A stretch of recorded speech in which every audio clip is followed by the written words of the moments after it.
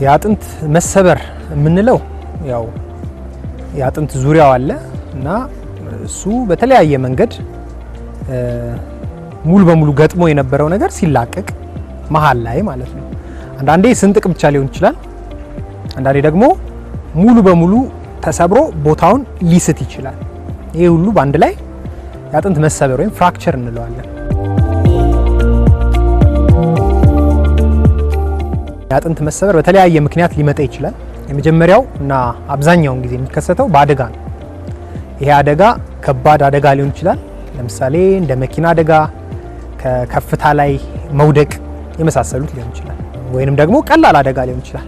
ለምሳሌ አንድ ሰው ከቆመበት አጃልጦት ወይ ምናምን ቢወድቅ ሌላ ሰው ላይ የሚያደርሰው አደጋ ሊሆን ይችላል፣ በዱላ ወይም በመሳሰሉት ስለታማ ባልሆኑ ነገሮች ማለት ነው። ስለዚህ እነዚህ ነገሮች ያው በአደጋ ምክንያት ስብራት ሊያመጡ ይችላሉ። ሁለተኛው ስትረስ ፍራክቸር የሚባለው ነው። ወይንም ደግሞ እንግዲህ በአማርኛ ያው አጥንት መቋቋም ከሚችለው በላይ ጫና ስናደርግበት በጫናው ምክንያት የሚፈጠር አደጋ ማለት ነው። ያው ረጅም ሰዓት መሮጥ ወይም ረጅም ሰዓት ማርች ማድረግ መራመድ ሊኖር ይችላል። ይሄን ጊዜ አንዳንድ አጥንቶች እንቅስቃሴውን ስላለመዱት በጫናው ምክንያት ሊሰበሩ ይችላሉ። ሶስተኛው ደግሞ በተለያዩ ደዌዎች ምክንያት ወይም በውስጥ ካንሰሮች፣ በአጥንት መሳሳት ወዘተ ምክንያት የሚመጣ ፓቶሎጂክ ፍራክቸር የምንለው የስብራት አይነት ነው። ስለዚህ አጥንቱ ምናልባትም ከመውደቅ ጋር ሳይያያዝ በቆሙበት ሊሰበር ይችላል። ይሄ የሚሆነው ምንድነው? ኦልሬዲ አጥንቱ ሳስቶ ተበልቶ ያለቀ አጥንት ሊሆን ይችላል። ስለዚህ አንዳንድ ሰው በቆመበት ሊሰበር ይችላል። ያኔ በመሰበሩ ምክንያት ሊወድቅ ይችላል። ስለዚህ በመውደቅ ሰው ሊሰበር ይችላል። አንዳንዴ ደግሞ በመሰበሩ ምክንያት ሊወድቅ ይችላል ማለት ነው።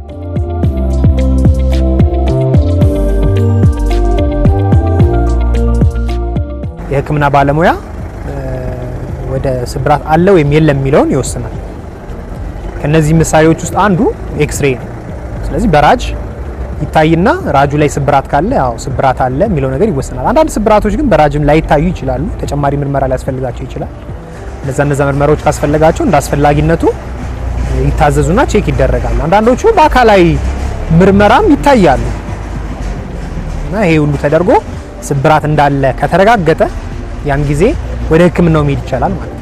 የስብራት ሕክምና እንደ ስብራቱ አይነት፣ እንደ ስብራቱ ያጋጠመበት ሰው እድሜ፣ ሌላ ሰብአዊ ሁኔታው፣ የስራው ሁኔታ ወዘተ የሚወሰን ነው።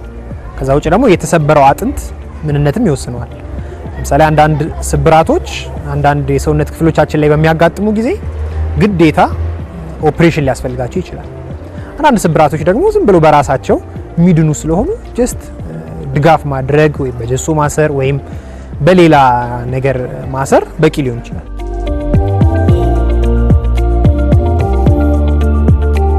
ህጻናት ላይ አንድ ለየት የሚል ነገር አለ። እሱ ምንድነው?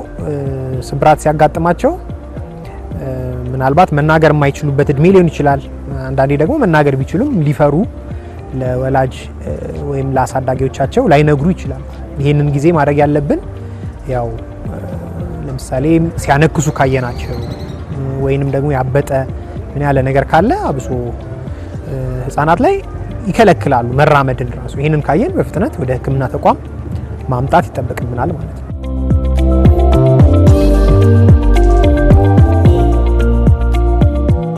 በጥቁር አንበሳ ስፔሻላይዝድ ሆስፒታል በአጥንት ትምህርት ክፍል ብቻ በአመት ከ10,000 ያላነሱ የአጥንት ኬዞችን እናያለን። ከዚህ ውስጥ አብዛኛው ከ70% በላይ የሚሆኑት በስብራት ምክንያት የመጡ ናቸው። ስለዚህ በአመት ወደ 7,000 የሚሆን ቪዚት አለ ማለት ነው። ከነዚህ ውስጥ የተወሰኑትን በኦፕሬሽን የምናከማቸው ናቸው።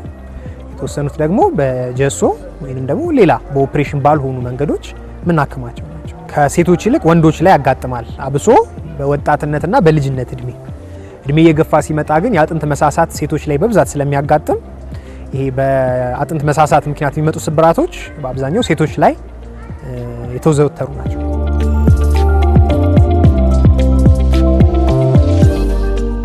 አካላዊ እንቅስቃሴ ማድረግ፣ በቂ እና የተመጣጠነ ምግብ መመገብ ነው። እነዚህ ነገሮች የአጥንትን ጥንካሬ ይጠብቃሉ።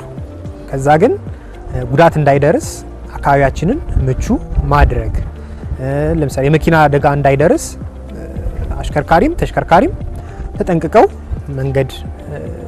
የመንገድ ላይ ስርዓቶችን ማክበር ይኖርባቸዋል። ከዛ ውጪ ደግሞ እንደው የአጥንት መሳሳት ያለባቸው ሰዎች የአጥንታቸውን ጥንካሬ ማስጠበቅ ይኖርባቸዋል። እንደዚህ በማድረግ መከላከል ይቻላል። ግን አንዴ ከተፈጠረ ደግሞ በፍጥነት ወደ ሕክምና ተቋም በመሄድ አስፈላጊውን ነገር ማድረግ ይገባል።